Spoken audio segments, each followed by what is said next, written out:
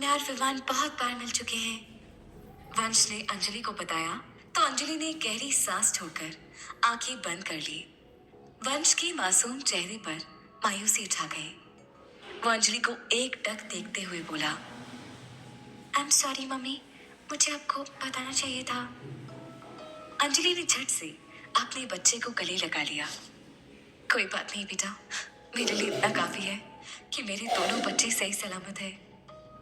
कहते हुए अंजलि की आंखें डबडबा गईं। पास खड़ी स्वास्तिका की आंखें भी अपनी दोस्त का साथ निभाने लगी। एक बात पूछूं मॉम? अंजलि की गोद से उतरते हुए वंश ने कहा। अंजलि ने वंश की तरफ देखकर हाँ में सिर हिलाया तो मासूम वंश ने सवालों की झड़ी लगा दी। विवान और मैं भाई हैं, तो हमें अलग अलग क्यों रहना पड़ा? वो हमारे साथ दिल्ली में क्यों नहीं रहा? और वो मौसी को मॉम क्यों कहता है? अंजलि उसके मासूम सवालों का क्या जवाब दे? कैसे बताए कि उसकी अपनी सगी बहन ने इसके कलेजे के टुकड़े को छीनकर उससे अलग कर दिया? कैसे कहे कि 6 सालों तक उसे अपने दूसरे बच्चे के जिंदा होने की खबर तक नहीं थी? वंश अपनी रॉ में न जाने क्या क्या सवाल करता जा रहा था। मॉम, क्या हम विवान को अपने साथ दिल्ली लेकर नहीं जा सकते? वंश के इस सवाल पर अंजलि अपने ख्यालों से झटके से बाहर आ गई। वंश उसका हाथ पकड़े उसकी आंखों में अपने सवाल के जवाब का इंतजार करता खड़ा था। अंजलि ने प्यार से उसे देखा और कहा, ऑफ कोर्स बेटा, हम तुम्हारे भाई को यहाँ से साथ लेकर ही जाएंगे। अब हम सब हमेशा साथ रहेंगे। वंश का चेहरा चमकने लगा। स्वास्तिका की तरफ देखकर वो चहकते हुए बोला, विवान अब हमारे साथ रहेगा आंटी? बिल्कुल बेटा, तुम्हारी मॉम उसे फटाफट से तुम्हारे पास ले आएगी।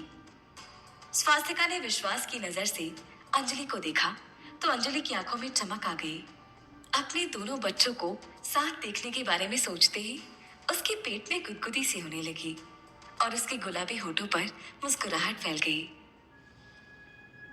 कुछ देर बाद अंजलि और रिया का आमना सामना होता है। अंजलि रिया की आंखों में आंखें डाले उससे कहती है, बस अब और नहीं रिया, तुमने 6 साल तक मेरे बच्चे को मुझसे अलग रखा, लोगों के सामने उसे अपना बेटा बनाकर पेश किया, पर अब नहीं, अब मैं अपने बेटे को अपने साथ लेकर जाऊंगी। रिया ने अंजलि का ऐसा कॉन्फिडेंस पहले कभी नहीं देखा। अंजलि उसके सामने खड़े होकर किसी शेरनी की तरह उसे चैलेंज कर रही थी। रिया के जिस्म में डर की एक सिहरन दौड़ गई, लेकिन उसका चेहरा भावहीन था। अंजलि ने अपने इमोशन को बाहर आने से रोकते हुए कहा, मैं पूरी दुनिया को बताऊंगी कि तुमने 6 साल पहले मुझे मारने की कोशिश की और मेरे बच्चे को चुराकर अपना बच्चा प्रूव कर दिया। मुझे झूठी खबर दिलाई कि मेरा बच्चा मरा हुआ था, जबकि वो जिंदा था। विवान ही मेरा वो बेटा है और ये बात अब मैं सबको बताऊंगी ताकि तुम्हारी नीच हरकत सबको पता लगे। रिया थोड़ी देर अंजलि को देखती रही, फिर उसके होठों पर एक कुटिल मुस्कान उभर आई। उसका सुंदर चेहरा क्रूर दिखने लगा। वो ताली पीटकर जोर जोर से हंसने लगी। और तुम्हें लगता है कि सब तुम्हारी बात पर यकीन कर लेंगे? माय पुअर अंजलि दीदी, तुम तब भी बोली थी और आज भी बोली हो। अंजलि रिया की इस कुटिल हंसी को अच्छी तरह समझती थी। शातिर रिया की इस मनहूस मुस्कान ने उससे बहुत कुछ छीना था। रिया ने अपना दाव खेलना शुरू कर दिया था। जिस दुनिया को तुम सब बताने वाली हो ना, वो दुनिया जानती है कि उस वक्त तुम नहीं, मैं प्रेग्नेंट थी। भूल गई? तुम तो इनफर्टाइल भी थी ना, एक बांझ थी तुम। रिया की क्रूर मुस्कान और गहरी हो गई। अंजलि जाल में फंसे पक्षी सा महसूस कर रही थी। रिया बोलती रही, इस दुनिया के लिए तुम आज भी बांझ हो। इनके लिए मेरा झूठ सच है और तुम्हारा सच झूठ। अपने दाव का असर होते देख रिया अंजलि पर हावी होने लगी। वो उसे अपने षड्यंत्र के जाल में कसने लगी। विवान को लेकर जाना छोड़ो अंजलि, पहले उसे तो बचाओ जिसे तुमने छुपा कर रखा है। अंजलि चौंकती है। वो रिया की तरफ देखती है। रिया अपनी बात कंटिन्यू करती है, यस अंजलि, मैं जानती हूँ तुम अपनी सबसे अनमोल दौलत को अपने साथ लाई हो। रिया अपना आखिरी पासा फेंक कर मुस्कुराते हुए निकल जाती है।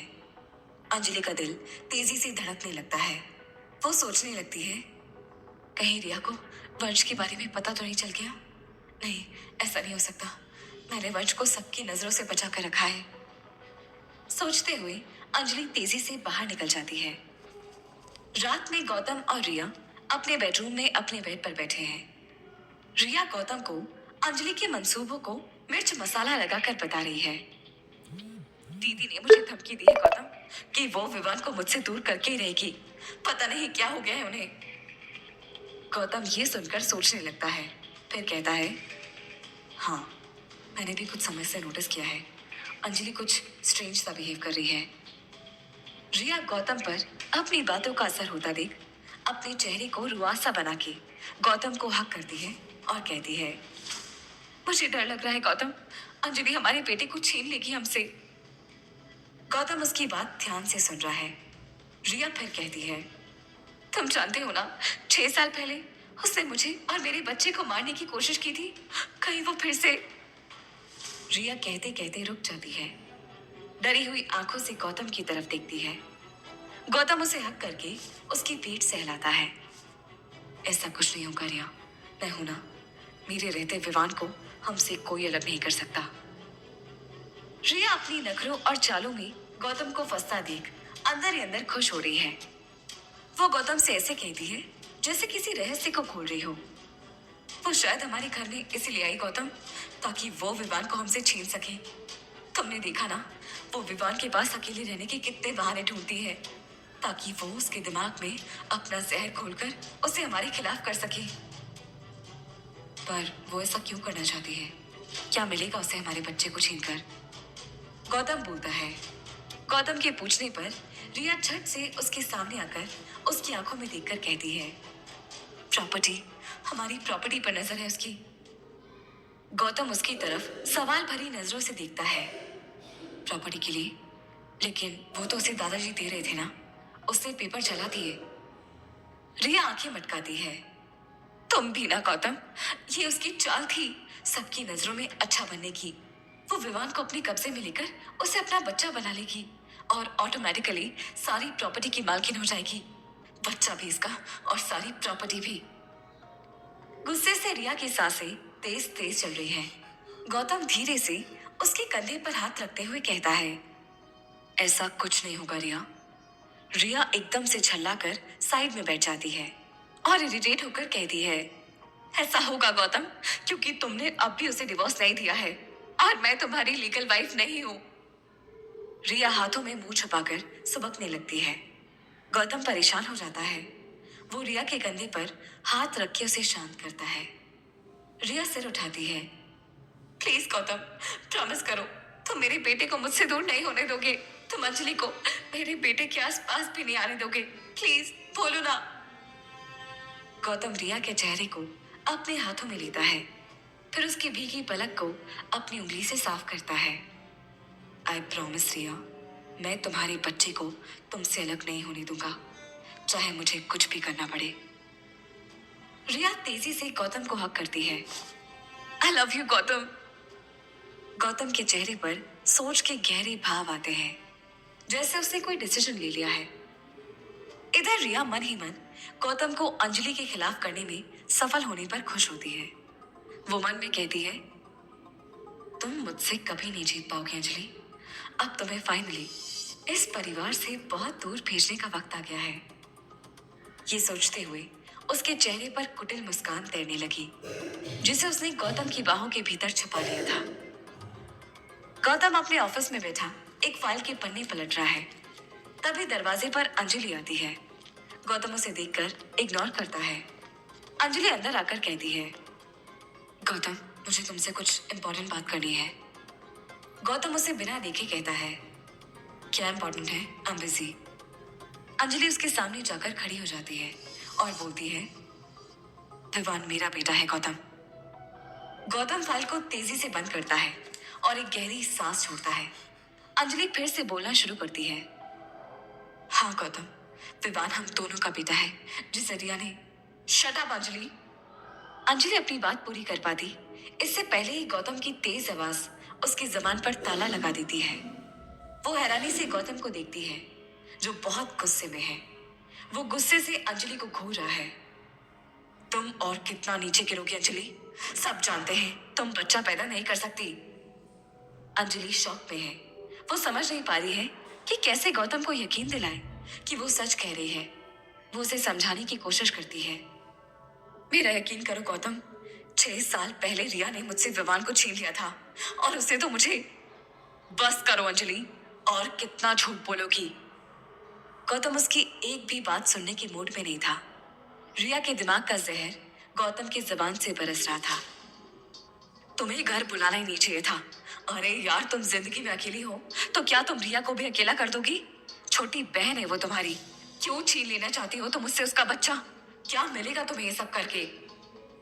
अंजलि के दिमाग में गौतम के शब्द बॉम्ब की तरह फूट रहे थे। क्या ये वही आदमी है जिसके लिए उसने इतना कुछ सहा? अब किस तरह से वो अपने बेटे विवान को अपने पास लाएगी? चाहे कुछ भी करना पड़े, लेकिन वो अपने बेटे को लिए बिना यहाँ से नहीं जाएगी। उसने मन ही मन फैसला कर लिया था। वो मुड़कर दरवाजे की तरफ बढ़ गई।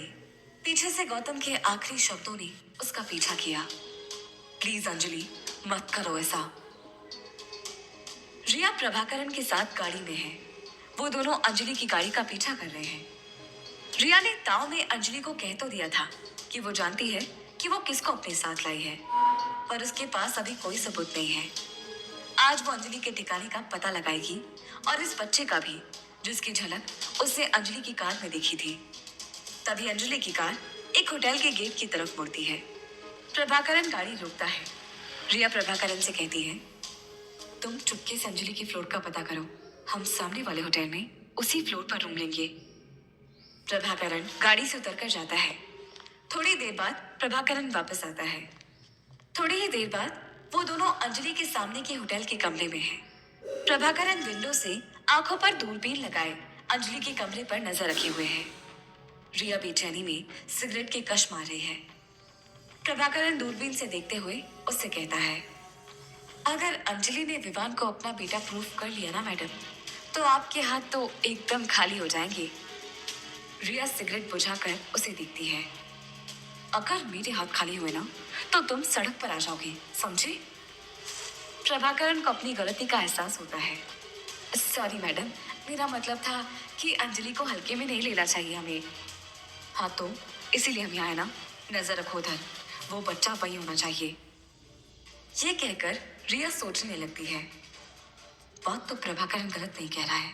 इस अंजलि की बच्ची को हर हाल में रोकना होगा। तभी प्रभाकरण चौंकता है। वो दूरबीन हटाकर अपनी आंखें मलता है और फिर से दूरबीन से झांकता है। उसे अपनी आंखों पर विश्वास नहीं हो रहा है। उसका चेहरा ऐसा हो गया है जैसे कोई भूत देख लिया हो। उसका थूक उसके गले में फंस जाता है। वो बड़ी मुश्किल से बोल पाता है, मैडम वो। रिया उसका सफेद पड़ा चेहरा देखकर तेजी से खिड़की पर आती है। वो उसके हाथ से दूरबीन छीनकर अंजलि के कमरे की ओर देखती है। उसकी आंखें शौक से बड़ी हो जाती हैं। खिड़की पर वंश खड़ा है। रिया बहुत टेंशन में आ जाती है। प्रभाकरण के चेहरे पर भी हवाइयां उड़ रही है। रिया जल्दी जल्दी फोन निकालकर गौतम का नंबर डायल करती है। गौतम फोन उठाता है। रिया घबराहट और एक्साइटमेंट में हड़बड़ाते हुए बोलती है, गौतम, वो ले गई विवान को। अंजलि ने विवान को किडनैप कर लिया है गौतम। ये क्या कह रही हो? विवान तो मेरे साथ है। जैसे ही गौतम ये बात बताता है, रिया के आश्चर्य का ठिकाना नहीं रहता। इसके बाद उसके मुंह से कोई और शब्द नहीं निकलता। उधर गौतम रिया का नाम ले लेकर उसे पुकारता है, लेकिन उसके होश तो वंश को देखकर उड़े हुए हैं। जैसे ही वो होश में आती है, गौतम की आवाज सुनती है। उसके चेहरे पर न जाने कैसे एक शैतानी मुस्कान खेल जाती है। गौतम, तुमको एक सरप्राइज देना है, जरा यहाँ आओगे? रिया कहती है। उसकी नजर अभी भी एक टक वंश को देखे जा रही है। ठीक है, आता हूँ। गौतम की तरफ से जवाब सुनते ही रिया की मुस्कान और चौड़ी हो जाती है। उसके मन में एक खतरनाक और नीच ख्याल आ चुका था। गौतम कुछ ही देर में होटल पहुंचता है और रिया को देखता है, जो अपनी कार में प्रभाकरण के साथ बैठी हुई है। वो उसके पास आता है और कार से बाहर निकलता है। यहाँ क्यों बुलाया है? वो भी इमरजेंसी में। और ये विवान के बारे में क्यों पूछ रही थी? जैसे ही गौतम ये पूछता है, रिया कहती है, उस वजह से। रिया अपनी उंगली का इशारा उस फ्लोर पर करती है जहां वंश खड़ा हुआ होता है। जैसे ही गौतम ये देखता है, उसकी आंखें फटी की फटी रह जाती हैं। मुंह खुला का खुला रह जाता है। कुछ पलों तक इस सच को हजम करने के बाद उसके मुंह से बस यही निकलता है, इम्पॉसिबल। गौतम जी भर के वंश को देखता है। गौतम के चेहरे का नक्शा देखकर रिया समझ जाती है कि उसका काम हो गया और वो मन ही मन खुश होती है। वो होटल में जाने को होता ही है कि रिया उसे रोक देती है। ऐसे जोश में नहीं, होश से काम लेना होगा। उसने हमें धोखे में रखा, तुम्हें धोखे में रखा, उसकी सजा मिलेगी। गौतम रिया के मुंह से ये सुनकर उसकी बात समझ नहीं पाता। मतलब? इस पर रिया कहती है, घर चलो पहले, बाकी बात वहां बताऊंगी। रिया को देख गौतम समझ जाता है कि उसके दिमाग में कुछ तो चल रहा है। वो रिया पर भरोसा करता है और शांत होकर वहां से वापस हो जाता है। रिया की किस्मत ने बड़ा पलटा मारा था, जिसे अपने हक में करने का सोच चुकी होती है। उधर इस बड़े घटनाक्रम से अनजान अंजलि भी आगे अपना कदम बढ़ाने का सोच रही होती है।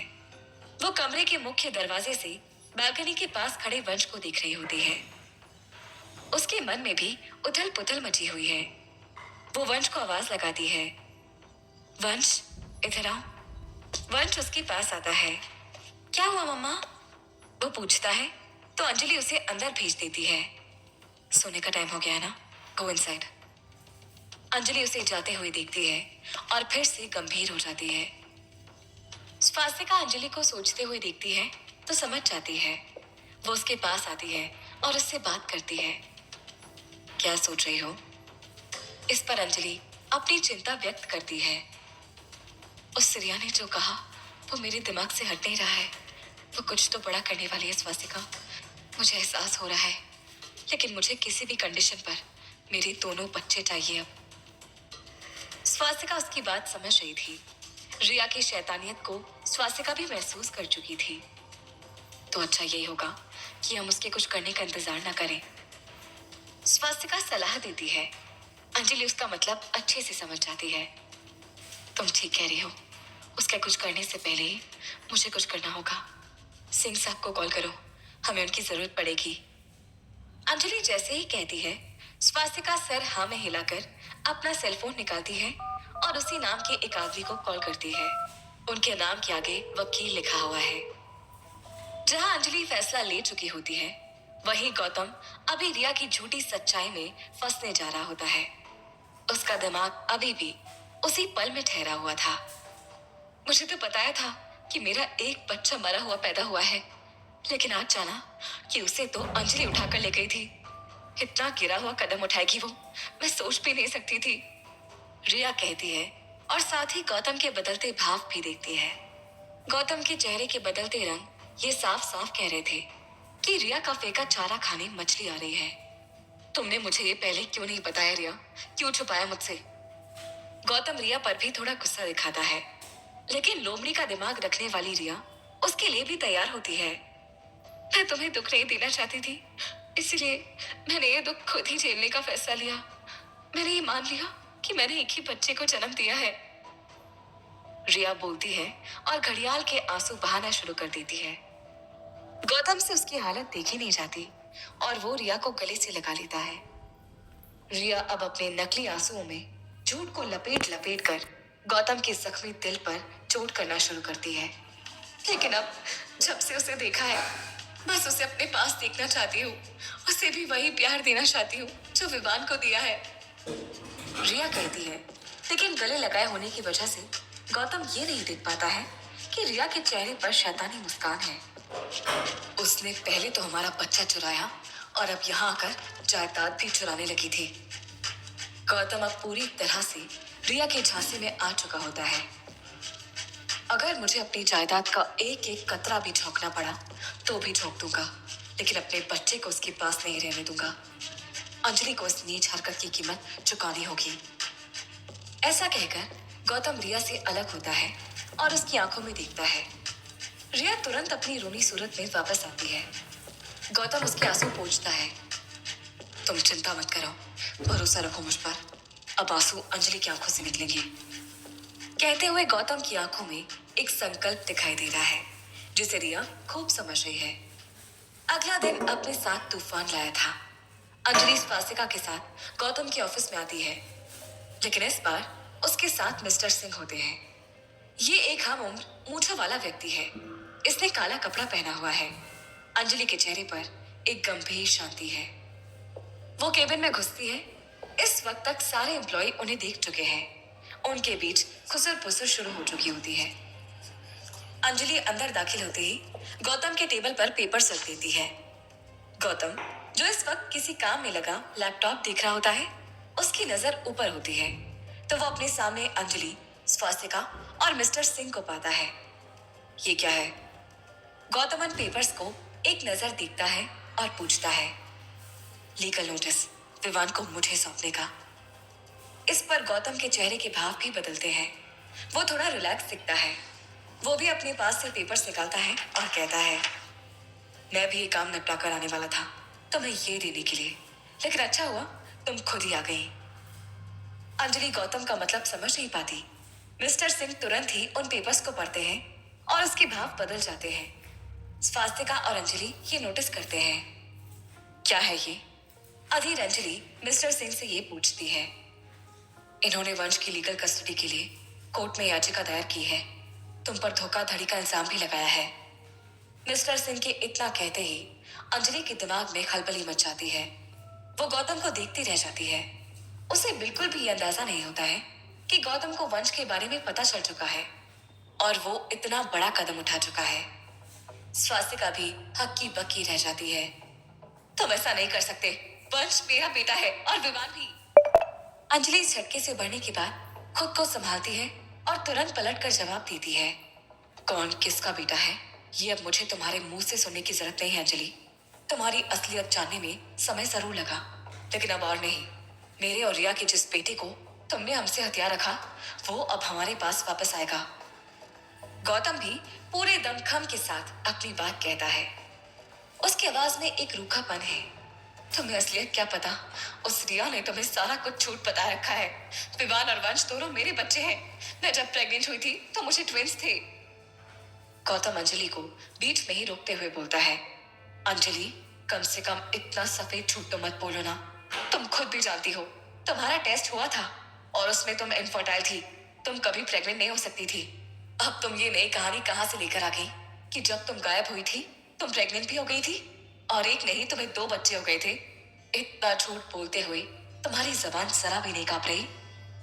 अंजलि को समझ आ जाता है कि वो इस बात का भरोसा गौतम को नहीं दिला पाएगी, क्योंकि उस पर सालों से रिया के रचे हुए झूठ का गहरा असर है।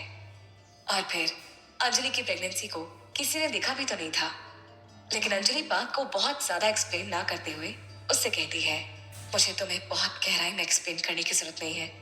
मैं जानती हूँ सच क्या है और जानती हूँ सच परेशान हो सकता है, लेकिन हार नहीं सकता। मुझे बस कैसे भी अपने दोनों बच्चे चाहिए।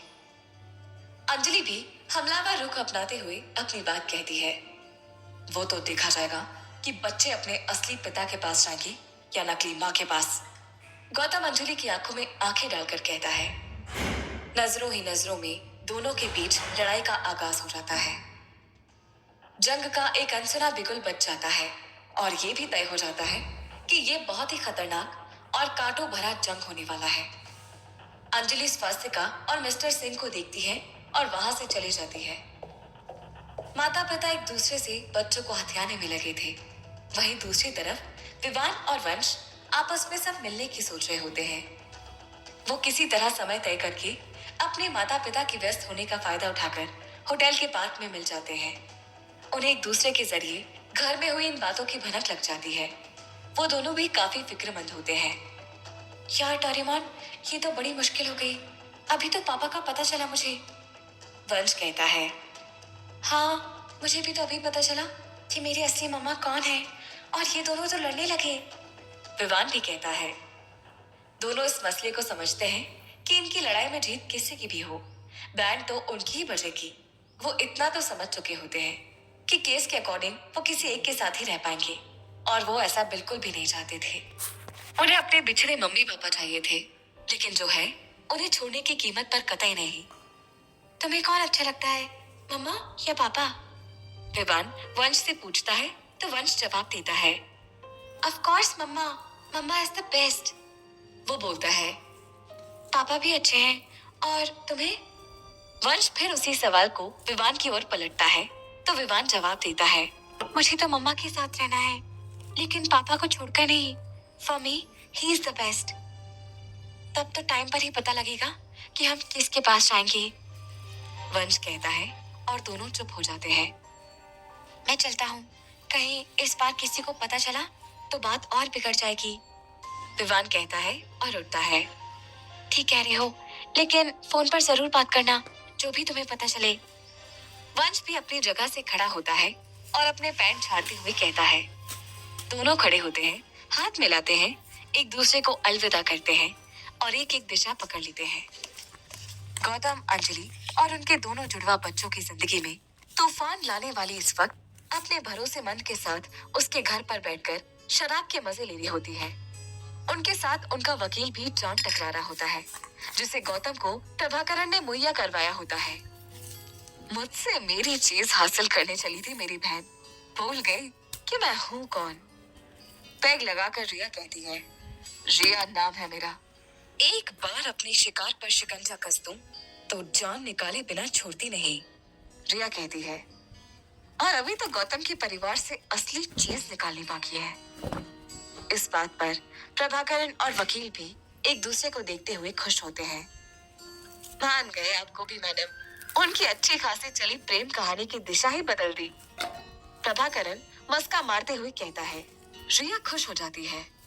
हाँ, लेकिन ये सब तभी काम का होगा जब उस दूसरे बच्चे की कस्टडी भी हमें मिलेगी, रिया कहती है। आप चिंता ना कीजिए मैडम, अभी इतने झूठ सबूत इकट्ठे करूंगा ना अंजलि के खिलाफ कि विवान छोड़ो, वंश भी उसका खुद का बेटा है या नहीं वो ये भी प्रूफ नहीं कर पाएगी। रिया, प्रभाकरण और वकील हंसते हैं। वकील कहता है, अपने झूठ का सैंपल दिखाऊं? अपने बैग से डीएनए रिपोर्ट निकालकर दिखाता है। देखिए, दोनों बच्चों का डीएनए आपसे और गौतम सर से मैच हो गया है, जबकि आपको तो पता भी नहीं है कि आपका डीएनए हो चुका है। रिया और प्रभाकरण ये देखकर बहुत शौक हो जाते हैं। रिया कहती है, ये तो हमसे भी 2 कदम आगे का कमीना निकला प्रभाकरण। बेचारी अंजलि आई थी मुझसे गौतम और जायदाद को छीनने, बच्चा लेने, अब जो है उससे भी हाथ धोएगी।